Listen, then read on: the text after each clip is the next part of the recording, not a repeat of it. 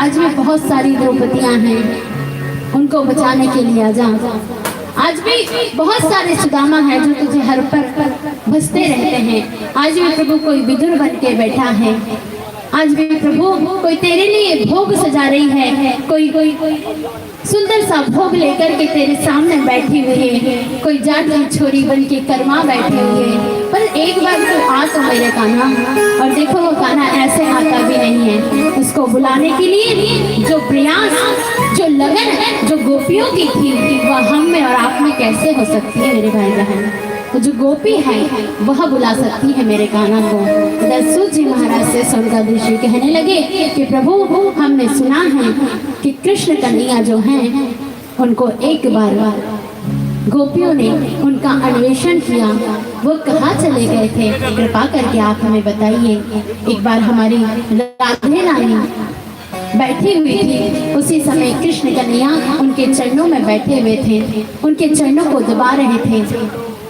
जब कृष्ण कन्हैया ने सोचा, विचार किया कि हे राधे रानी, हम चाहते हैं कि सभी लोग मिलकर क्यों ना हम महाराज की एक पावन बेला सजाएं, जिसमें सभी गोपियां आकर के और सुंदर सा नृत्य करें और हमारे भाव विभोर होकर के हम अपने उस आराध्य का चिंतन करें। मेरे कृष्ण कन्हैया कहते कि मैं आपका चिंतन करूंगा, आप मेरा चिंतन करो। उसी समय राधा रानी के मन में घमंड आ गया कि अरे ये कृष्ण कन्हैया मेरा चिंतन करे और मैं तो करती हूँ, मैं तो इनकी परम दासी हूँ, पर ये मेरा चिंतन करते हैं। और देखो आज मेरे पैर दबा रहे हैं, मेरे चरणों को दबा रहे हैं। जब जैसे ही कृष्ण कन्हैया ने कहा कि देवी आपका पैर उठाओ, चलो हम यहाँ से दूसरी ओर चलते हैं। जैसे ही पैर उठाने लगी तो राधे रानी कहने लगी कि कान्हा मुझसे चला नहीं जाता। जैसे ही कृष्ण कन्हैया ने कहा कि आपसे चला नहीं जाता, एक काम करो, आपका पैर जो है मेरे कंधे पे डालो, मैं आपको उठाकर ले चलूंगा। जैसे ही राधा रानी ने अपना चरण उठाया और उठा करके उनके कांधे पर रखने लगी, उसी समय मेरे कान्हा अंतर्ध्यान हो गए। और वह परीक्षा ले रहे थे राधा रानी की कि अभी भी इसमें आसक्ति बाकी है, अभी भी इसमें काम भावना बाकी है, तो अभी मैं इसके साथ में नहीं रह सकता। तब उस समय अंतर ध्यान हुए, तब कन्हैया को सब लोग, सारी गोपियां ढूंढने लगी। मेरे कन्हैया अंतर ध्यान होकर के बांसुरी की तान को छेड़ा है, बांसुरी बजाने लगी। कोई गोपी कोई चूल्हा जला रही थी, उसी समय कोई रोटी सेक रही थी, रोटी को चूल्हे में रखा, ऐसा रख करके और भागने लगी कि मुझे बांसुरी की धुन सुनाई दी है, मुझे बांसुरी सुनाई दे रही है। अब मैं जा रही हूँ मेरे प्राण प्रिय के पास में, मैं जा रही हूँ मेरे कान्हा के पास में। कोई जैसे ही बांसुरी की धुन को सुना तो वो सजने लगी, संवरने लगी। जहाँ काजल आंख में लगाना था वह गालों पे लगा लिया और भागी है कृष्ण कन्हैया के पास में कि मुझे तो अब कान्हा को प्राप्त करना है। जब अपने घर से जाने लगी, किसी गोपी को तो अपने पति ने भी छेड़ा और कहने लगी कि कहाँ जाती है। तब उस समय गोपी ने कहा कि अरे इस शरीर को तुम रोकते हो, इस शरीर को तुम्हें चाहिए क्या, तो लो मैं ये शरीर छोड़ने में भी तैयार हूँ। और किसी गोपी ने तो शरीर भी छोड़ दिया और आत्मा को लेकर उस परमात्मा के पास पहुंची है। और बांसुरी की धुन को सुनकर सभी तड़प रही है कि कान्हा मिल जा, कान्हा आ जा। सब लोग ढूंढ रही हैं, तो गोपियां इतनी मन मस्त हो गई हैं कि सब कन्हैया की लीला को करने लगी। अरे इतना तक नहीं, कोई तो पूतना बन गई है, कोई दूसरी सखी कृष्ण बन गई है, कोई किसी को पूतना करके समझ रही है कि अरे चल मैं तेरा उद्धार करती हूँ, कोई फल मिश्रणी बन गई है, तो कोई यहाँ पर भगवान की दासी बन गई है। एक दूसरी आपस में लीलाएं करने लगी और कृष्ण को ढूंढने लगी, उनका अन्वेषण करने लगी कि मेरे कान्हा कहाँ जाके छुप गए हो, कान्हा आ जाओ, अब हमसे रहा नहीं जाता। उस समय सारी गोपियों से जब रज सत्य और तप तीनों गुण उनके अंदर से समाप्त हो गए, वह सिर्फ एकाग्र चित्त मेरे प्रभु के समक्ष हो गई। सब कुछ का भान भूल गई, हर चीज का भान उन्हें नहीं रहा, सिर्फ एकमात्र उस परमात्मा का ध्यान वह कर रही है और हाथ जोड़कर बैठी है कि कान्हा अब आ जाओ, बस अब ना सताओ। और उस समय मेरे कान्हा आए और प्रत्येक गोपी को दर्शन दिया। और आज चंद्रमा की रात्रि को मेरे कान्हा आज महारास कर रहे हैं। उस चांद की आज चांद भी पूर्णमासी की रात्रि है और उसमें मेरे कान्हा महारास रचाने जा रहे हैं। देखो ये महारास है, ये महाराज जो कामी पुरुष होते हैं, जो लोभी पुरुष होते हैं, जो सिर्फ मोह ही मोह है, वो इस महाराज को कभी समझ नहीं पाएंगे। और जहाँ पे ये यहाँ पे स्त्री और पुरुष का यहाँ पर मिलन नहीं है, यह जीव और शिव का मिलन है, यहाँ आत्मा और परमात्मा का मिलन है। पर जो कामी पुरुष होंगे वो इस लीला को कभी समझ ही नहीं पाएंगे। और यहाँ तो गोपियां हैं जो सिर्फ अपने प्रीतम को बुला रही है। यदि काम वासना से देखोगे तो तुम्हें काम दिखाई देगा, पर यदि राम के बन करके देखोगे तो तुम्हें यहाँ पर काम नहीं दिखाई देगा। क्योंकि मेरे अभी कृष्ण कन्हैया की उम्र है सिर्फ छोटे से मेरे कृष्ण कन्हैया 8 वर्ष की, और वहाँ पर कोई काम नहीं होता है। अब छोटे से बच्चे से तुम पूछो तो उसे काम की कोई परिभाषा याद नहीं होगी, पर मेरे कान्हा आज छोटे से रूप में धर करके और गोपियों के समक्ष आए, बीच में आए हैं और गोपियां उनको पुकार रही हैं, बुला रही हैं। और सब प्रत्येक गोपी के साथ में आज कान्हा खड़े हैं। काम ने अपने जब दिव्य दृष्टि से देखा और उसने देखा कि अरे प्रत्येक गोपी के साथ में कान्हा है, ये कैसी लीला है कृष्ण की। जैसे ही काम ने देखा, काम भी आज स्त्री बन करके वहां पर आ पहुंचा। उसने बहुत कदम लगाए कि यहाँ पर काम जीत जाए, पर काम वहां पर जीत ना सका तो मेरे प्रभु का नाम अच्युत केशव पड़ गया। आज वहां पर काम भी हार गया और योगेश्वर मेरे प्रभु बन गए। जैसे ही महाराज की लीला प्रारंभ होने लगे, एक दिन मेरे भोले बाबा भी कहने लगे कि क्यों ना पार्वती, हे गौरा, हम भी महाराज में चले। मेरे बाबा शंकर बोलने लगे कि आज तो बड़ा ही सौभाग्य मिला है, आज वृंदावन में महाराज होने जा रहा है, चलो ना गौरा हम भी चलते हैं। गौरा मैया तैयार हो रही है।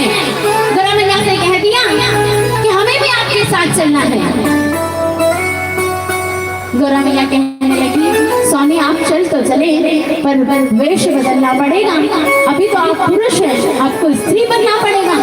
बोले सब मंजूर है, मुझे तो बस कान्हा के दर्शन करने हैं। अरे ये महाराज यदि काम की अगर लीला होती ना तो महादेव कभी नहीं आते, क्योंकि काम से दूर दूर तक उनका कोई नाता नहीं है। आज महादेव भी आने के लिए आतुर हैं। सारी सखियां वहां पर विराजमान है, सारी सखियां आ गई है और मेरे भोले बाबा भी कह रहे हैं। और सुंदर सा प्रभु ने रूप बनाया है और भक्ति का भाव है।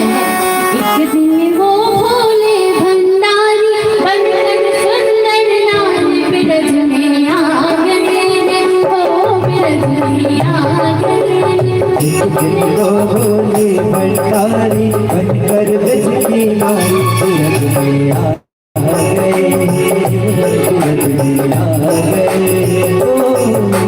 पार्वती जी बना के हारी लाने सुनारी बिरज में आ गए, ओ बिरज में आ गए। पार्वती ने बनाया नामा रे त्रिपुरारी बिरज में आ गए, ओ बिरज में आ गए।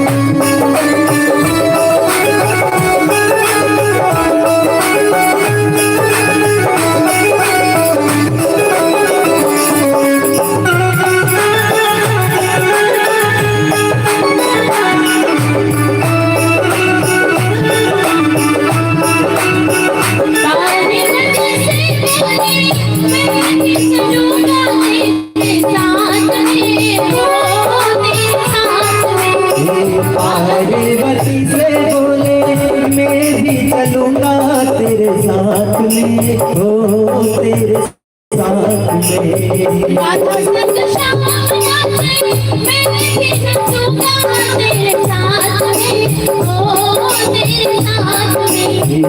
राधा संग श्याम नाचे मैं भी नाचूंगा तेरे साथ में, हो तेरे साथ में।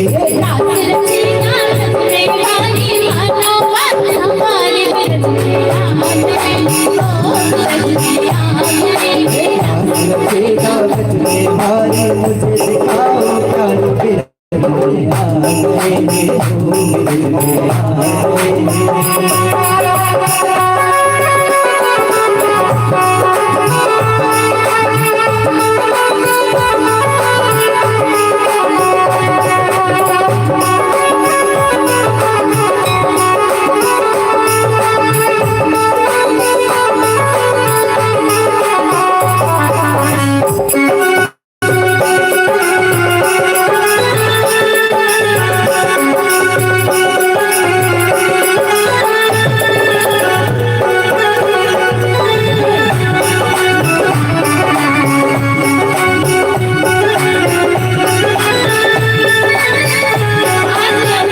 आज लग रहा है कि सतना में भी महाराज हो रहा है।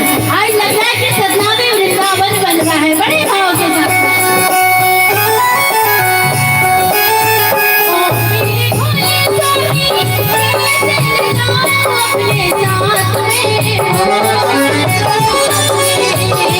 मेरे भोले स्वामी कैसे ले जाऊं अपने साथ में हो अपने साथ में मोहन की सीमा कोई न जाने उसे रात में हो रात में मोहन के सिवा वहाँ कोई पुरुष न जाए रास में हो उस रास में हंसी करेगी की मानो बात हमारे भीतर आ गए। हंसी करेगी की तारी मानो बात हमारे ब्रिज में आ गए हो ब्रिज में आ गए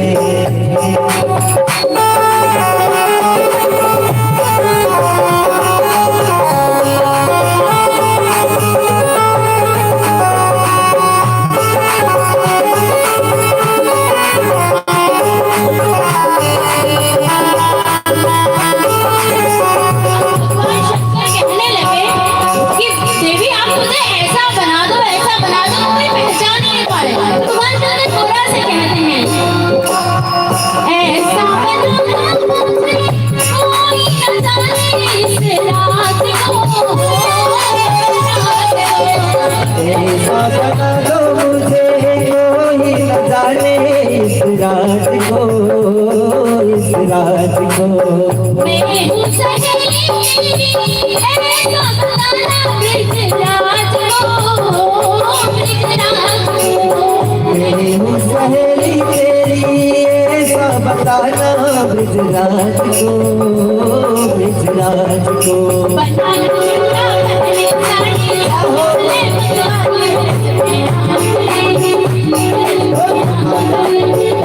पूरा पहली साड़ी आप चले बचवा ब्रिज में आ गए ब्रिज में आ गए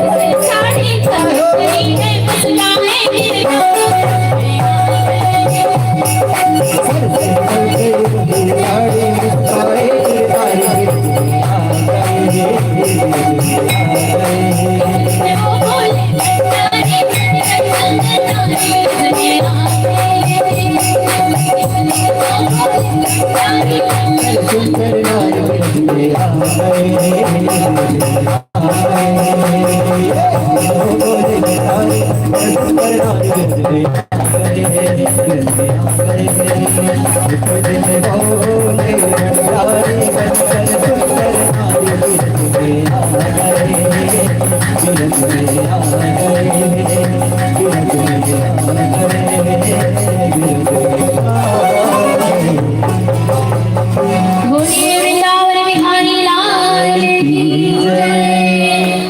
आज स्वयं महादेव जो हैं वो गोरा मैया से कहते हैं कि मुझे भी महाराज में जाना है। और सचमुच में यह महाराज की लीला दिव्य है, जहाँ पर सारी गोपियाँ जो हैं वो प्रत्येक कृष्ण के पास में खड़ी हुई है। वहाँ पर अनेकों अनेकों कृष्ण प्रत्येक गोपी के साथ में विराजमान है और महारास हो रहा है।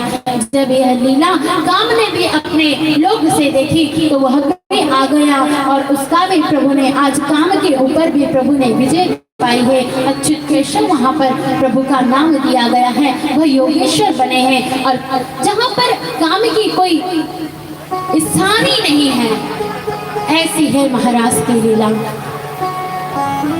वैसे भी देखो, जिस व्यक्ति को जहाँ की जैसी आदत पड़ जाती है उसको चाहे आप कितना ही समझाओ फिर भी वो उसे जो मानना है वह वही मानेगा।